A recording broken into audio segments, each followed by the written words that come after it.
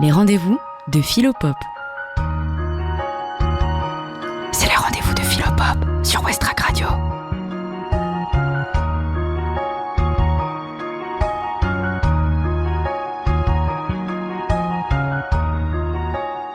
Bonjour à tous. Comme tous les ans à cette période, je viens vous présenter les activités de l'Association populaire de philosophie du Havre, Philopop, ainsi que le programme qui sera le sien en cette saison 2023-2024. Avant toute chose, sachez que vous pouvez prendre connaissance de toutes les informations nécessaires en consultant le site internet de Philopop, dont le lien vous sera indiqué par le podcast de cette émission sur Westrack. Philopop organise régulièrement des séances de philosophie, en moyenne 2 fois par mois, hors vacances scolaires, au lycée Claude Monet du Havre, à partir de 20h30 jusqu'à 22h30, le mardi ou le jeudi soir, selon un calendrier fixé par avance et validé par la région et le lycée Claude Monet. Par ailleurs, Philopop intervient régulièrement, 1 fois par mois, en principe chaque dernier dimanche, dans une émission qui passe à 17h sur Westrack et qui a pour titre « Les rendez-vous de Philopop ».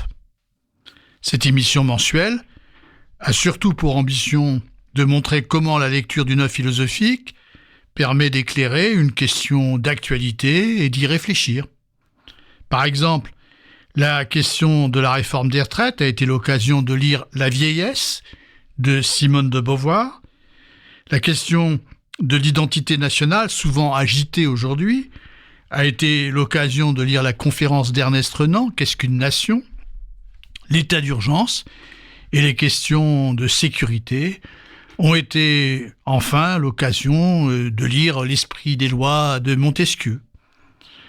Enfin, troisième chose, Philopop organise aussi des conférences à la bibliothèque Niemeyer du Havre, et à ce propos, je vous donne rendez-vous à celle qui se tiendra le samedi 21 octobre à 10h30, qui s'inscrit pleinement dans les interrogations qui accompagnent les différentes expositions qui ont lieu actuellement au Havre sur l'esclavage et la traite négrière à partir des ports normands. Il faut ici rappeler que le port du Havre était à la veille de la Révolution française le 2e port négrier après Nantes. Cette conférence examinera la position des philosophes français des Lumières, à commencer par Montesquieu, face à la traite négrière et à l'esclavage colonial. Mais revenons au programme des séances de philosophie qui se tiendront au lycée Claude Monet. La première séance aura lieu le mardi 19 septembre, la deuxième le mardi 3 octobre, et le calendrier est sur le site de Philopop. Chaque séance dure au maximum 2 heures. Le conférencier parle au maximum 1h30 et une demi-heure au moins est réservée en fin de séance à la discussion. La veille de la séance, un plan de cette séance est adressé aux adhérents par Internet et il est distribué aussi au début des séances, ainsi que les extraits des textes sur lesquels elles s'appuient. Ce dispositif est bien sûr destiné à faciliter l'écoute, à rendre les séances plus accessibles. Si un adhérent n'a pas pu suivre une séance ou s'il veut simplement la réécouter, il peut aisément accéder à son enregistrement. La discussion qui a lieu en fin de séance peut se poursuivre par Internet, sur le forum de l'association, et le conférencier peut ainsi aussi revenir de cette façon sur un point mal compris, répondre à une objection, compléter ou préciser son propos. Sachez encore que le programme annuel de Philopop porte sur un thème et sur une œuvre qui sont renouvelés tous les ans. Dans la mesure du possible, ce thème et la lecture de cette œuvre sont traités en alternance. Ces dernières années, par exemple, ont été lus comme œuvres successivement Le Prince de Machiavel, Les Essais de Montaigne, L'être et le néant de Jean-Paul Sartre, L'évolution créatrice de Bergson, et cette année, 2023-2024, seront proposés à la lecture 2 suppléments du monde comme volonté et comme représentation d'Arthur Schopenhauer. Ces deux suppléments ont pour titre « Métaphysique de la mort, métaphysique de l'amour ». On peut se les procurer dans un ouvrage qui se trouve dans la collection 10-18. Quant au thème, il y a eu ces dernières années successivement le peuple, la mémoire, le châtiment. Le thème de cette année sera le temps. Pour ceux qui ne connaîtraient pas Philopop, sachez qu'il s'agit d'une association fondée en 2007. Elle entre donc dans sa 16e année. Il s'agit d'une association populaire, c'est pourquoi les cotisations annuelles sont peu élevées. 20 € pour les actifs et les retraités, 5 € pour les étudiants, les lycéens et les personnes sans emploi. Comme je vous l'ai indiqué, l'association bénéficie de l'accueil du lycée Claude Monet. Toutefois, elle ne touche aucune subvention. Aussi, avons-nous besoin de cotisations pour financer l'assurance, les photocopies ou encore les déplacements de quelques professeurs de philosophie qui n'habitent pas au Havre. Avant de vous parler du thème et de l'œuvre au programme cette année, quelques mots sur la démarche de Philopop. L'association est ouverte à tous. Elle ne s'adresse pas seulement à un public qui serait déjà initié à la philosophie. Trop souvent, on le sait, le terme de philosophie impressionne, rebute ou décourage. On s'imagine qu'il faut avoir un don particulier pour faire de la philosophie et on craint de ne pas être à la hauteur. Ou on s'imagine encore que la philosophie est une activité spéciale, qui a un langage particulier et obscur. On croit qu'elle s'occupe de sujets ésotériques qui n'ont pas grand-chose à voir avec le commun des mortels et avec la vie réelle des gens. Ou encore, troisième image, on s'imagine que le philosophe est une sorte de sage qui, du haut de sa sagesse, a des lumières sur tout, peut parler de tout et professe des leçons pour indiquer ce qu'il faut penser. Bref, on voit le philosophe comme une sorte de gourou qui a réponse à tout. Alors ces images ont bien sûr la peau dure, et je tiens dès à présent à préciser que la réflexion philosophique n'implique aucun don exceptionnel, puisque tout simplement, elle est un exercice de la raison, et que la raison est cette capacité présente en chaque homme qui lui permet de penser et de juger par lui-même. N'allons pas en tirer à l'inverse une conclusion démagogique. Il ne s'agit pas de dire que les hommes sont tous spontanément philosophes, qu'ils font de la philosophie sans le savoir, dès qu'ils ouvrent la bouche, pour formuler une opinion. Il ne suffit pas d'être capable de penser pour penser véritablement et correctement. Pour penser vraiment, il ne suffit pas d'affirmer une opinion ou de se contenter de suivre celle des autres.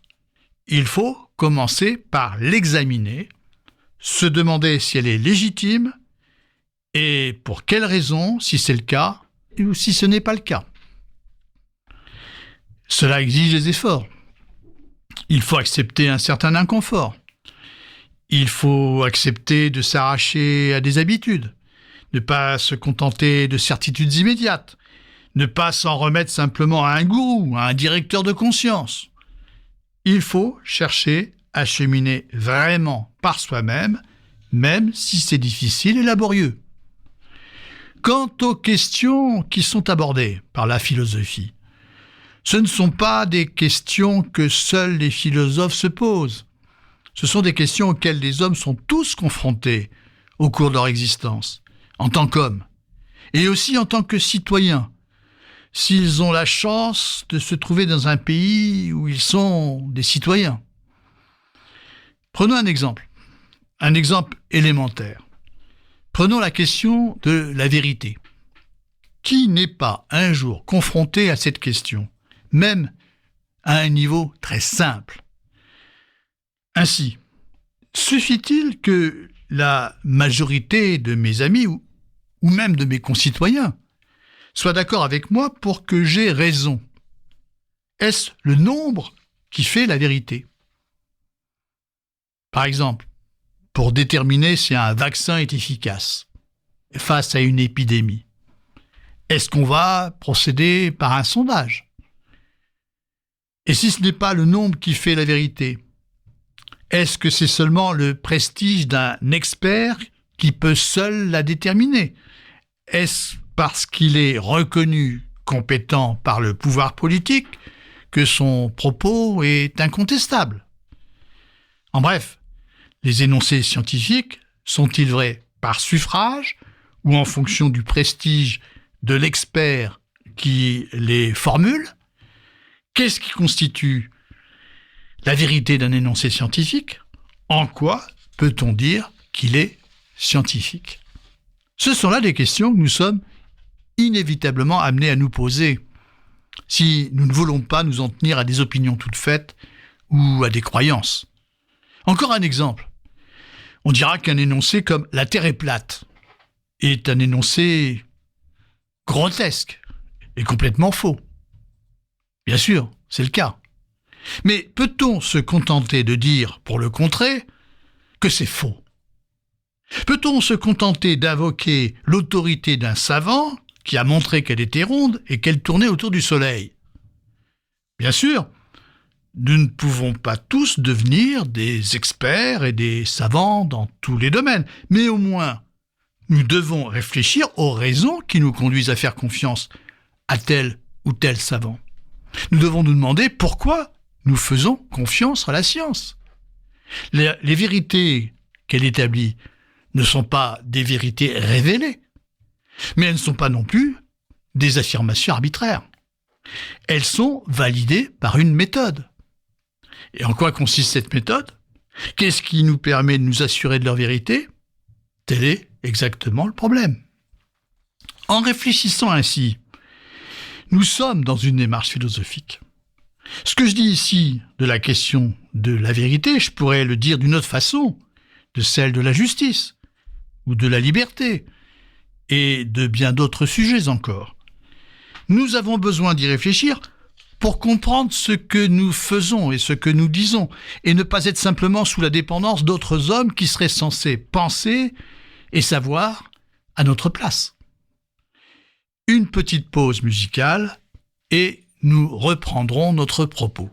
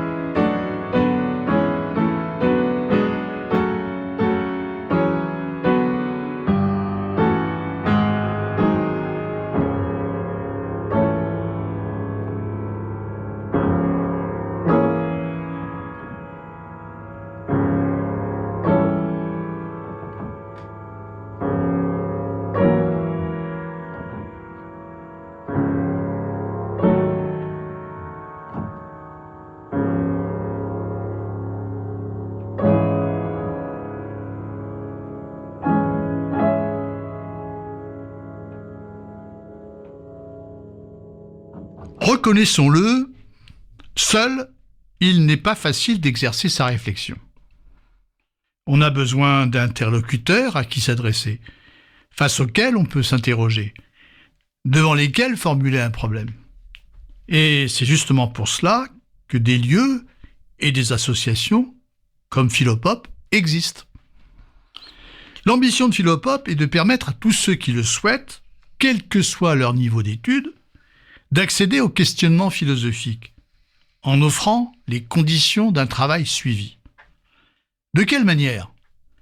Non par des conférences hermétiques que seuls des spécialistes seraient en mesure de comprendre, non par des débats d'opinion où chacun vient avec son opinion toute faite, sans trouver les moyens et le temps de s'interroger sur son bien-fondé. Pour apprendre à exercer sa réflexion, la formule d'un cours progressif paraît la solution préférable. Alors je sais bien, quand on parle de cours aujourd'hui, on entrevoit par là un exposé fastidieux de connaissances, mais je réponds qu'un cours de philosophie n'est pas un exposé. Il ne consiste pas à raconter ce que des philosophes ont dit et à dicter ce qu'on doit penser.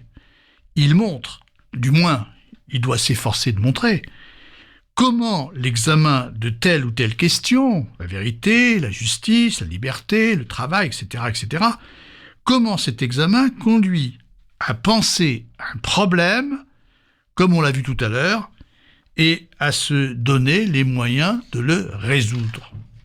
Pour reprendre notre exemple, si la vérité scientifique ne peut pas être affaire de sondage ou de suffrage, si elle ne dépend pas non plus de l'autorité ou du prestige d'un homme, à quoi peut-on la reconnaître ?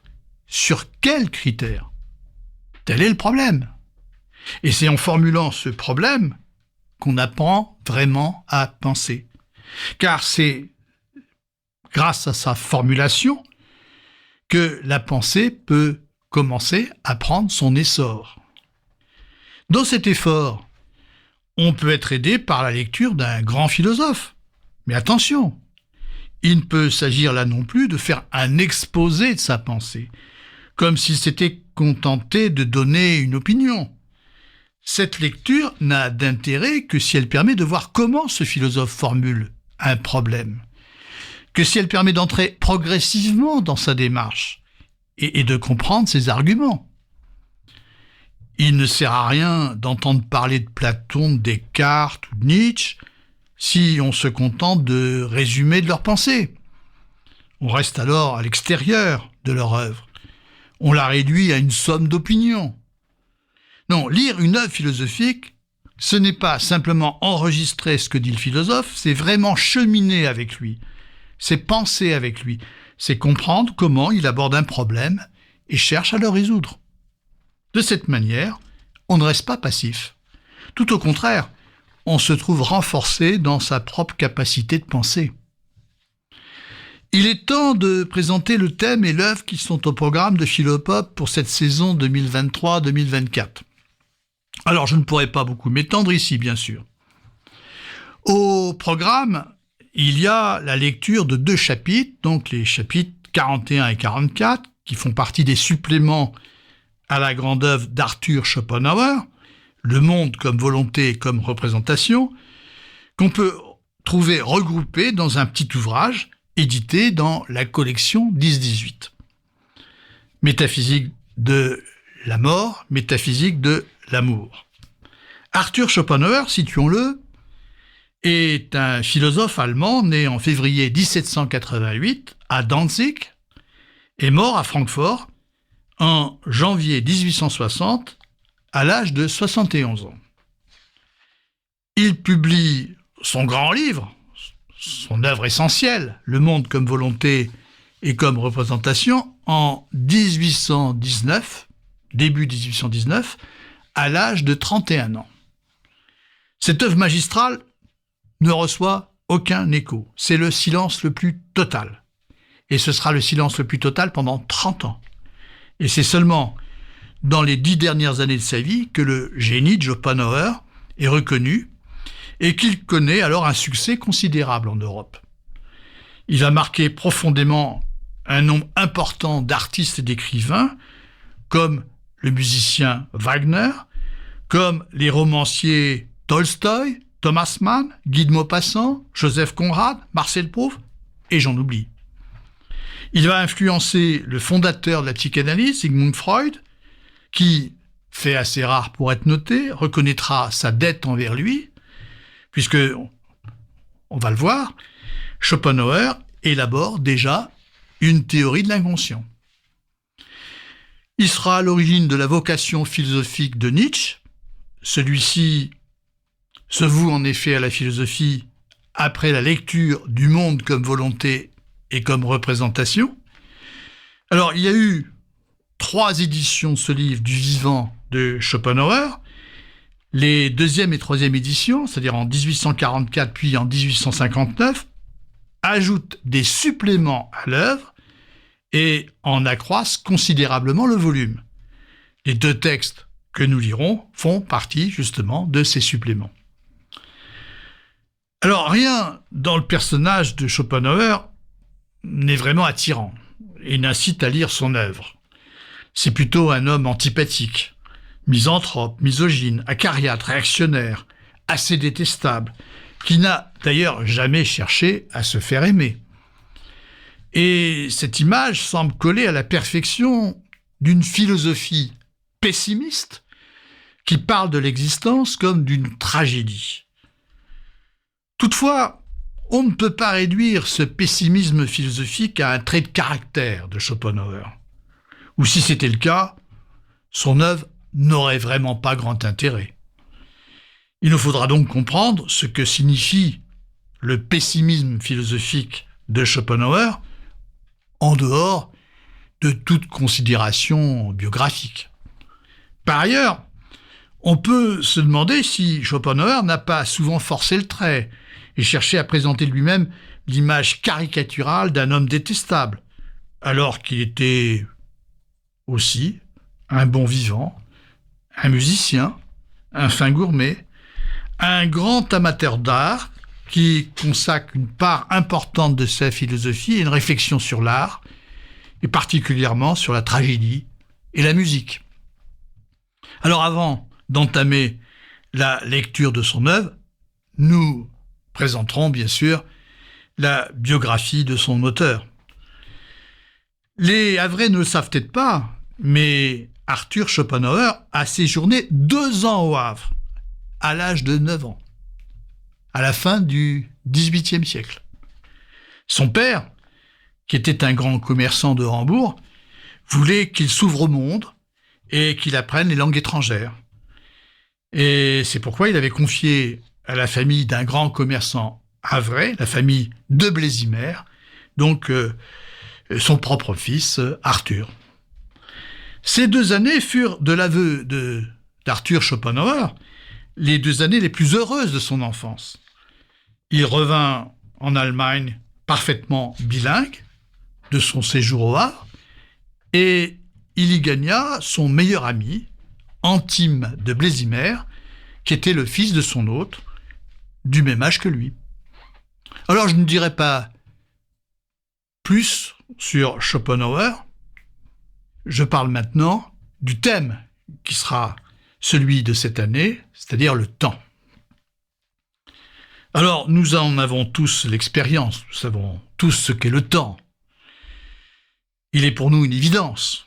Mais lorsqu'il s'agit de le saisir par la pensée et de le définir, il se dérobe à nous, comme le montre saint Augustin, ce grand philosophe chrétien du IVe siècle après Jésus-Christ, dans ses Confessions.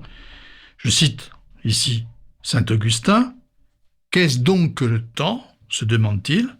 « Si personne ne me le demande, je le sais, mais si on me le demande et que je veuille l'expliquer, je ne le sais plus. » Alors, pourquoi sa réalité est-elle insaisissable? Quelle sorte de réalité est-il s'il est ce qui passe, c'est-à-dire ce qui tend à n'être plus? Quelle est sa nature? Existe-t-il indépendamment de notre esprit ou au contraire par notre esprit? En quoi une réflexion sur le temps permet-elle de comprendre la condition humaine? Est-il enfin possible de le dépasser? Ou bien, au contraire, la sagesse se résume-t-elle à l'art du bon usage que nous devons faire du temps? Voilà un certain nombre de questions que nous aborderons. En nous appuyant sur la lecture de quelques grands philosophes comme Aristote, Saint-Augustin, Kant, Bergson ou encore Heidegger. Chers auditeurs de Westrack, j'espère avoir été assez clair. Donc, je vous rappelle les dates des 5 premières séances de Philopop qui se déroulent au lycée Claude Monet de 20h30 à 22h30, le mardi 19 septembre, le mardi 3 octobre, le jeudi 12 octobre, le jeudi 9 novembre, le mardi 21 novembre. Le calendrier se trouve sur le site internet de Philopop. Je rappelle aussi qu'il y a tous les mois sur Westrack une émission appelée Les Rendez-vous de Philopop, émission podcastée et accompagnée d'un plan. Je vous rappelle enfin que Philopop organise une conférence le 21 octobre à 10h30 à la bibliothèque Niemeyer sur le thème « Les philosophes français des Lumières face à la traite négrière et à l'esclavage colonial ». Venez nombreux. Je vous dis donc maintenant à très bientôt.